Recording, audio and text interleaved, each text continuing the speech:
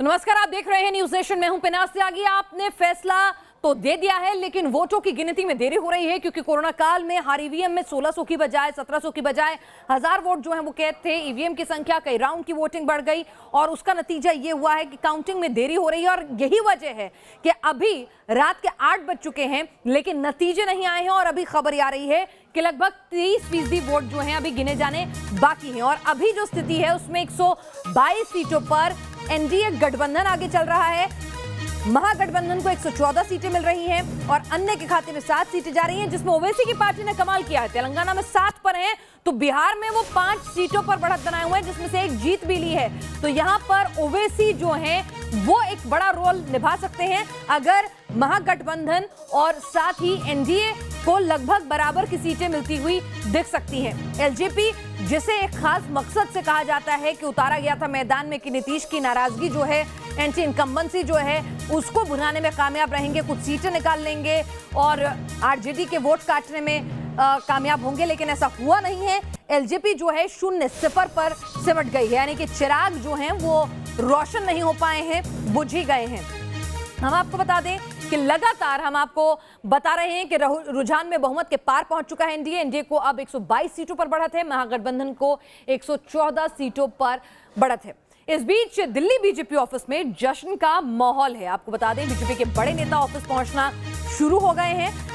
आपको बता दें इस वक्त की बड़ी खबर जो आ रही है, बीजेपी के बड़े नेता ऑफिस पहुंच रहे हैं। हालांकि शुरुआत में खबरें आई कि हो सकता है कि पार्टी अध्यक्ष हों, अमित शाह हों, प्रधानमंत्री हों, शायद वो भी पहुंचे, लेकिन ये सिर्फ अटकलें भर रही क्योंकि जब तक नतीजे नहीं आ जाते, जब तक तस्वीर साफ नहीं हो जाती है, जाहिर सी बात है कि ये नाम जो हैं वो वहां नजर नहीं आएंगे। लेकिन पार्टी दफ्तर पर इस वक्त क्या कुछ हलचल है, क्या खबरें निकल कर बाहर आ रही हैं, वहां पर रियल टाइम डेटा क्या कुछ कहता है, अपडेट पहले विकास चंद्रा जी से मिलूंगी। विकास जी, जो हमारे पास डेटा है वो कहता है कि महागठबंधन 122 सीटों पर बढ़त बनाए हुए है, लेकिन 18 से 20 सीटें ऐसी हैं जहां पर जीत हार का अंतर 1000 वोटों से भी कम का है और इसीलिए फ्लक्चुएशन देखने को मिल रही है। रियल टाइम डेटा वहां बीजेपी के नेताओं को मिल रहा होगा, वो क्या कह रहे हैं?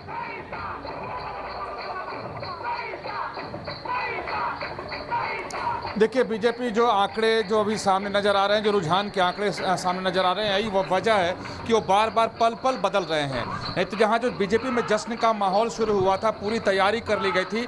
आप देखें कि कार्यकर्ताओं का जमावड़ा अभी भी है, मंच सजकर तैयार है। जो बीजेपी के पदाधिकारी हैं वो बैठे हुए हैं कि पार्टी के अध्यक्ष जेपी नड्डा, गृह मंत्री अमित शाह को यहाँ आना है, वो आए, कार्यकर्ताओं को संबोधित करें।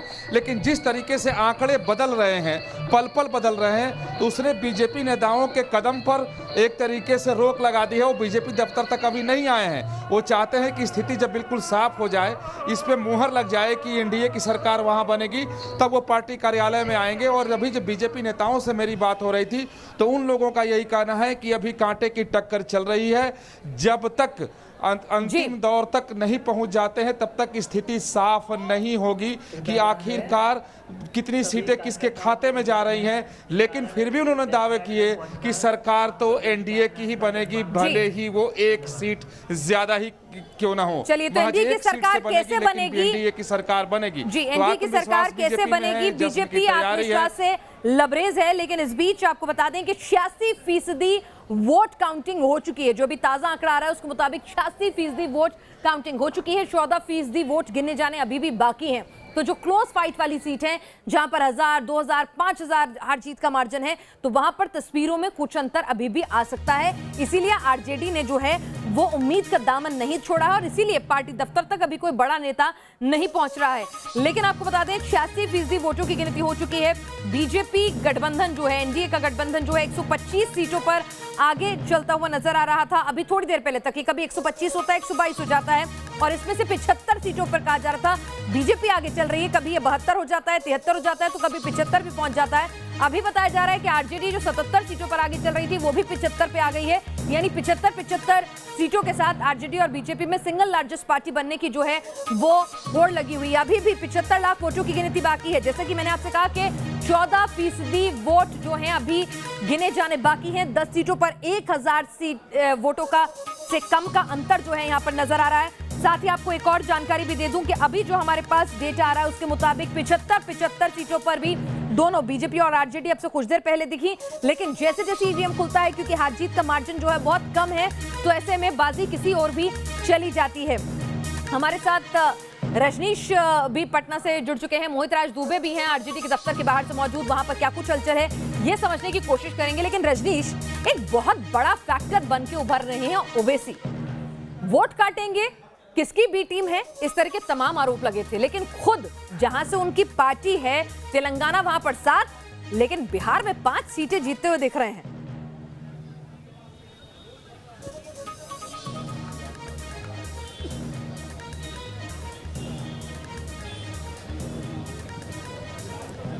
नीतीश, बैरिस्टर साहब ने खेल बिगाड़ दिया कईयों का। रजनीश,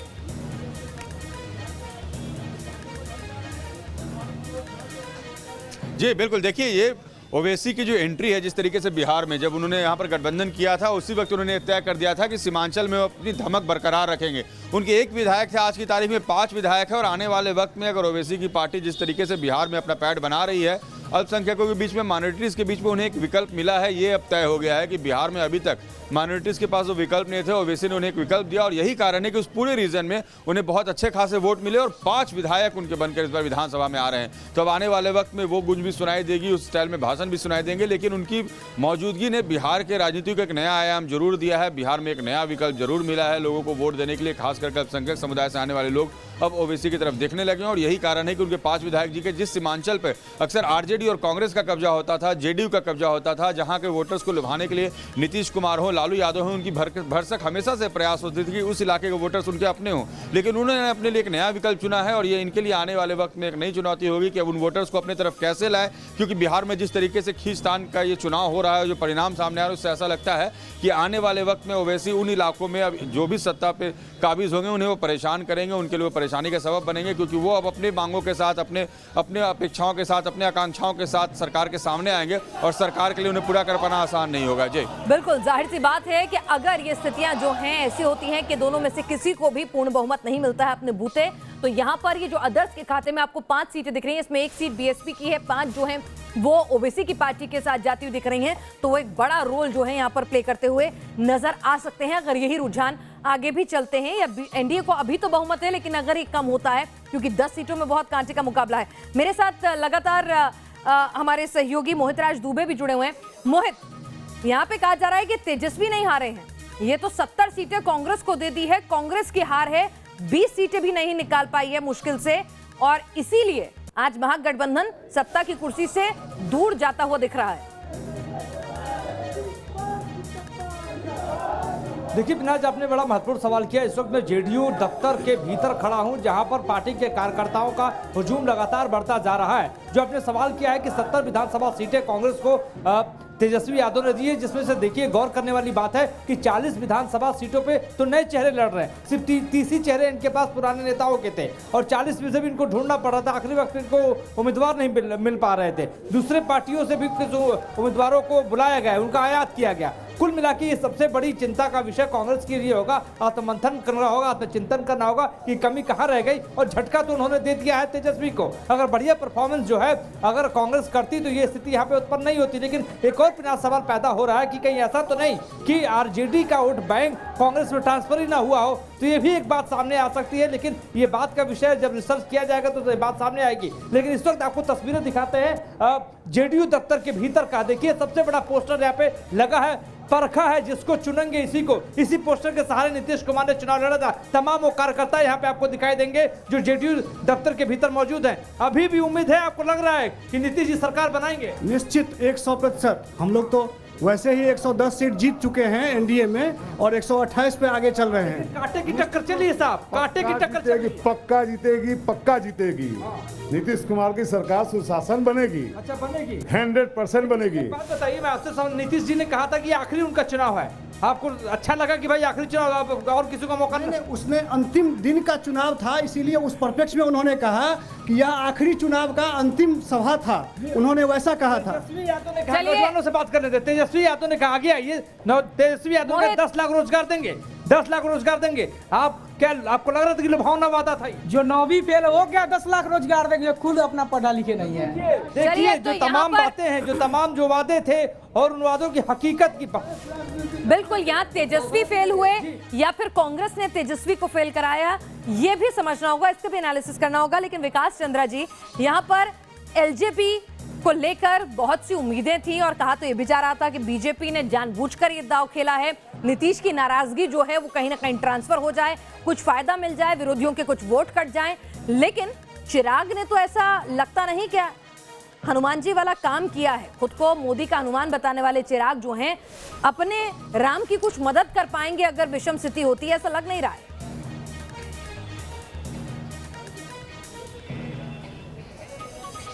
देखिए, बिल्कुल सही कि जो दाव खेलने की कोशिश बिहार में की गई थी चिराग पासवान के जरिए कि चिराग पासवान और ने उन्हीं जगहों पे अपने प्रत्याशी उतारे जहां जेडीयू था, वहां प्रत्याशी नहीं उतारे जहां बीजेपी था। तो एक टेसिट अंडरस्टैंडिंग था, बीजेपी के साथ उनका एक गुप्त समझौता था और चिराग पासवान खुलकर बोल रहे थे, अपनी सभाओं में भाषण देते थे, ट्वीट करते थे बीजेपी के पक्ष में और बीजेपी के लिए वोट भी मांगते थे। तो एक राजनीति खेली गई थी कि उसी एंटी इनकम्बेंसी का फायदा उठाने और उससे बचने के लिए कि अगर नीतीश कुमार से किसी को अगर परेशानी है, वो नाराज है, वोट करना नहीं चाहता है, तो उसके लिए एक विकल्प होगा चिराग पासवान की पार्टी यानी एलजेपी। यानी जो लोग जेडीयू को वोट नहीं देना चाहते हैं वो एलजेपी को दे दें। और ये मैसेज बीजेपी की तरफ से बार बार देनी गई। बीजेपी के कार्यकर्ता ये संदेश दे रहे थे कि आपको जेडीयू को वोट नहीं देना है तो एलजेपी को दीजिए, क्योंकि एलजेपी जाकर के बीजेपी को ही सपोर्ट करेगी। लेकिन ये दाव चल नहीं पाया, एलजेपी वोट कटवा बनकर रह गई, जिसका नतीजा हुआ कि जेडीयू को भारी नुकसान हुआ। और जेडीयू के नुकसान का मतलब हुआ कि एनडीए जो है, जो दावा कर रही थी कि पूर्ण बहुमत से सरकार बनाएगी, वो पूर्ण बहुमत से दूर होती हुई नजर आ रही है। तो एलजेपी जो है ना तो अपने चिराग को बचा सकी, अपने पार्टी में एक भी चिराग अभी तक उसके नहीं चले गए और जो इधर के चिराग थे उसको बुझाने में लग गई थी। यानी वोट कटवा से ज्यादा उनकी स्थिति अभी तक नजर नहीं आती है। जी रजनीश के पास एक बार चलते हैं। रजनीश, जेडीयू के लिए नाराजगी थी, नीतीश के लिए नाराजगी थी और वो नाराजगी साफ नजर भी आ रही है कि आप 115 सीटों पर जो हैं मैदान में उतरते हैं और 40 के आसपास सिमट जाते हैं। क्या मॉरल ग्राउंड होगा नीतीश के पास खुद को सीएम के तौर पर एक बार फिर से देखने के लिए?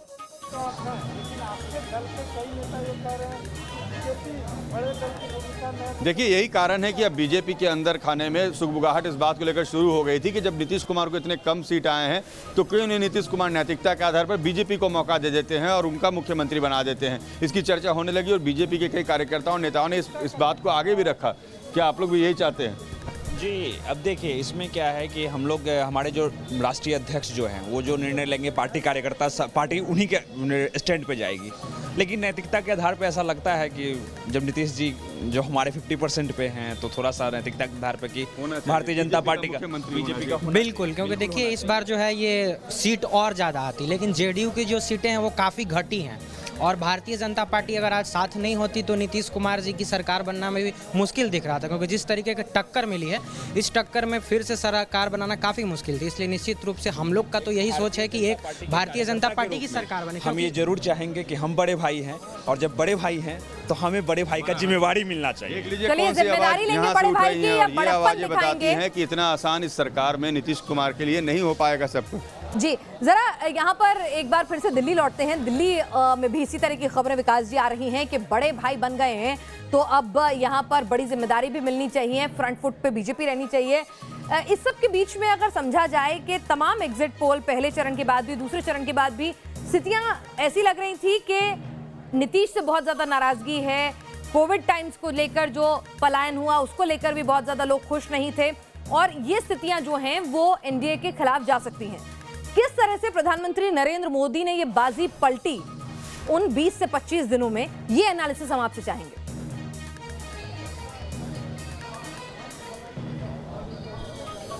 देखिए, इसमें कहीं कोई संदेह नहीं है कि नीतीश कुमार से बहुत ज्यादा उन लोगों की नाराजगी थी जो परंपरागत तौर पर बीजेपी के वोटर हैं या एनडीए के वोटर हैं, क्योंकि वो दूसरी जगह वोट नहीं कर सकते, वो आरजेडी को वोट नहीं कर सकते, क्योंकि जो वोट बैंक आज दिखाई देता है एनडीए के साथ वो लालू यादव के खौफ में बना हुआ बैंक है। तो उन लोग नीतीश कुमार से नाराज थे, जिसका खामियाजा बीजेपी को भी कई भुगतना पड़ा है। लेकिन वो चाहते तो थे कि नीतीश कुमार हट जाए, लेकिन आकर के आरजेडी बिहार में शासन करे, ये भी वो नहीं चाहते थे। ऐसी स्थिति में अलग अलग सीटों पे अलग अलग वोटिंग पैटर्न नजर आ रहा है बिहार में, कि लगभग सभी विधानसभा क्षेत्रों में अलग अलग स्थिति रही है, अलग अलग जाति के कॉम्बिनेशन रहे हैं, अलग अलग तरीके के समीकरण बने हैं। लेकिन लोग नाराज थे, लेकिन अंत में लोग जाकर के एनडीए को या जेडीयू को वोट देकर के आए, बीजेपी को आए कि नहीं, तेजस्वी नहीं चाहिए, आरजेडी नहीं चाहिए। फिर से कहीं लालू यादव वाली जो स्थिति बिहार की थी, जंगल राज के हालात थे, वो जंगल राज के हालात दोबारा वापस न लौट आए।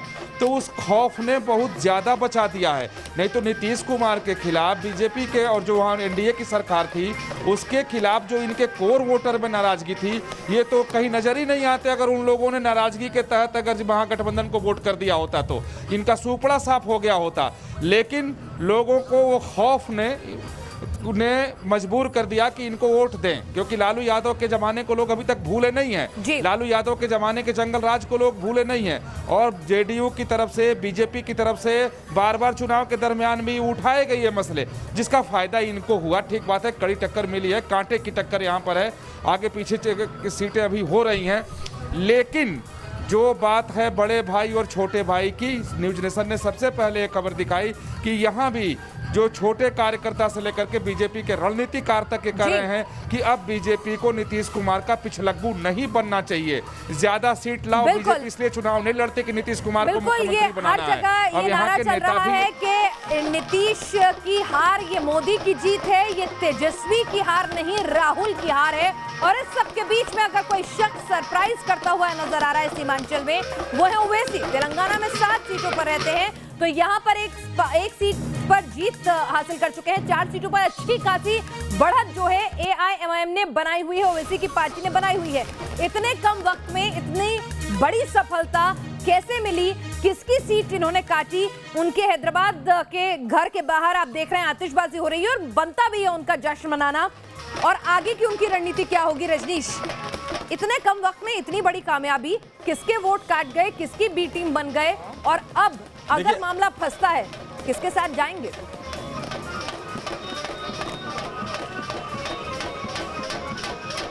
जी देखिए, बिल्कुल ये तय था कि आने वाले वक्त में ये जो स्मॉल प्लेयर्स होंगे इनका बिगर रोल होगा। लेकिन जिस तरीके से ओवैसी की एंट्री हुई है बिहार में, और जब वो आए थे यहाँ गठबंधन बनाने के लिए, जब वो गठबंधन यहाँ फॉर्म कर रहे थे, मैं उनका इंटरव्यू कर रहा था, तो वो बड़े क्लियर थे। वो कह रहे थे कि देखिए हमारे उस रीजन में अच्छे वोट बैंक है, अब जब रिजल्ट आएगा तो वो बड़े कॉन्फिडेंट थे अपने वोट बैंक को लेकर। और वो ये बार बार कह रहे थे कि हमें अच्छे वोट्स आएंगे, आप देखिएगा हम अच्छे सीट्स लेकर आएंगे। तो कहीं ना कहीं उनके पास एक प्लानिंग थी और उनको लग रहा था कि उस रीजन में जो एक वैक्यूम है, वहाँ पर जो विकल्प नहीं था वहाँ के वोटर्स के पास, वहाँ पर ओवैसी वोटर के लिए विकल्प बन के निकले। उन्होंने उनके मन की बात की और जितनी चुनावी सभाएं वहां पर उन्होंने की, वहां पर अच्छी खासी भीड़ भी आई थी। अब आने वाले वक्त में क्या अगर महागठबंधन को वाकई 3, 4, 5 सीट शॉर्ट होता है तो क्या वो ओवैसी की तरफ जाएंगे या क्या उस गठबंधन की तरफ वो जाएंगे? क्योंकि ओवैसी भी एक गठबंधन के तहत चुनाव लड़ रहे हैं, वो अकेले चुनाव में नहीं है, लेकिन उनकी पार्टी को इतनी बड़ी जीत मिली है तो वो अपने गठबंधन के हीरो हैं, या ये कह सकती है कि वो इंडिविजुअली इस चुनाव का लड़ रहे हैं। तो ये उनको तय करना होगा। लेकिन फिलहाल ओवैसी एक बड़ा फैक्टर बन के उभरे हैं और आने वाले वक्त में बिहार की इस राजनीति में कहीं ना कहीं उनका प्रेजेंस एक बड़ा विकल्प भी बन के उभरे हैं और वहां पर वोट काटने के अलावा सीट बटोरने में भी बड़ी कामयाबी हासिल हुई है। लेकिन इस सब के बीच में विकास जी, एक बार फिर से आपके पास लौटूंगी। एक बड़ा धड़ा ये कह रहा था कि नीतीश से इतनी नाराजगी है, नीतीश से इतनी लोगों में एंटी इनकम्बेंसी भी है, और साथ ही साथ नीतीश की खुद की अप्रोच जो है वो बहुत ही थकी हुई, उभी हुई लग रही थी। तो ऐसे में बीजेपी खुद एकला चलो की राह पर क्यों नहीं निकली बिहार में? तो शायद स्थितियां बेहतर होती। जी बिल्कुल सही है, जी बिल्कुल सही। ये चर्चा आज दिन भर बीजेपी में चलती रही कि आखिर बीजेपी अकेले क्यों नहीं बिहार में चलना चाहती है, क्यों नीतीश कुमार के पीछे पीछे ही चलना चाहती है। तो उसकी कई वजह है बिहार में। और यहाँ जब बीजेपी के नेताओं से मेरी चर्चा हुई तो उन्होंने कहा कि अकेले चलने में बीजेपी को इस बार फायदा होता, लेकिन इसकी तैयारी पिछले 1 साल से ही करनी पड़ती है। इन मौके पर हम अकेले चल के और फिर सरकार वहाँ नहीं बना पाते, और जो सीटें अभी दिखाई दे रही हैं शायद वो भी दिखाई नहीं देती। लेकिन बीजेपी का एक बड़ा धड़ा, जो मेरी जानकारी है कि आखिर जो बीजेपी के मुख्य रणनीतिकार जो चाणक्य हैं अमित शाह, वो पूरे बिहार विधानसभा चुनाव से अपने को उन्होंने दूर रखा। आखिर क्यों रखा? कई सारे कारण बताए जाते हैं, लेकिन मेरी जानकारी है कि अमित शाह ने कहा था कि बीजेपी अकेले चुनाव लड़ेगी, अभी किसके साथ भी बिहार में नहीं जाएगी। जिस तरीके से हरियाणा और महाराष्ट्र में बीजेपी ने एक्सपेरिमेंट किया, बिहार में भी एक्सपेरिमेंट करेगी और जीतेगी और सरकार बनाएगी। लेकिन उसी पार्लियामेंट्री बोर्ड में एक बातें आई सामने कि सब लोगों को अगर हम नाराज कर देंगे, सभी दोस्त अगर हम आपको छोड़कर चले जाएंगे तो मैसेज अच्छा नहीं जाएगा, इसलिए नीतीश कुमार के साथ ही चलते हैं। दूसरी बात जो वहां की ओबीसी पॉलिटिक्स है, आप देखें जो एक नुकसान पहुंचा रहा था कि नीतीश कुमार हो, चाहे सुशील मोदी हो या भूपेंद्र यादव हो या वहां के बीजेपी के अध्यक्ष संजय जायसवाल हो, ये सब लोगों का एक कॉकस है। और कहा जाता है कि जो बिहार बीजेपी है वो नीतीश कुमार के माध्यम, नीतीश कुमार ने सुशील मोदी के माध्यम से एक पॉकेटी संस्था बना ली है और सुशील मोदी की पॉकेटी संस्था बन गई है बीजेपी बिहार में, जिससे वो उभर नहीं पा रही है, निकल नहीं पा रही है, कोई उनके पास लीडर नहीं है, कोई उनके पास चेहरा नहीं है। तो जब तक सुशील मोदी को ये नहीं बदलेंगे तब तक कोई स्थिति पैदा नहीं होगी। अब ये बीजेपी में खुलकर चर्चा भी होने लगी है, यहाँ केंद्रीय कार्यालय में लोग इस बात पर खुलकर चर्चा भी कर रहे हैं कि सुशील मोदी से निजात पाना बहुत जरूरी है, नहीं तो बीजेपी इसी तरीके से पिछड़कू बनकर रह जाएगी। तारनहार की भूमिका जो है वो निभाई है बिहार में अपने दम पर, वो कहीं ना कहीं अपने नाम पर एंटी इनकम्बेंसी को कम करने में, फायदे में बदलने में, जंगल राज की पुरानी यादों को अपने भाषणों के जरिए लगातार लोगों के साथ कनेक्ट करने में, उनके जहन में बसाने में कामयाब हुए। और यही वजह है कि एक बार पिछड़ती हुई एनडीए आज फिर से अभी तक के रुझान में, जहां पर 90% वोटों की काउंटिंग हो चुकी है, वहां पर अभी तक के रुझान में 124 सीटों के साथ आसानी से सरकार बनाता हुआ नजर आ रहा है। आप सभी लोग इस चर्चा में हमारे साथ जुड़े, आपका बहुत बहुत शुक्रिया। लेकिन चुनावों को लेकर जब तक नतीजे नहीं आते और एक एक सीट का एनालिसिस लेकर हम लगातार न्यूज नेशन पर बने हुए हैं, जब तक आपका फैसला पूरा नहीं आता।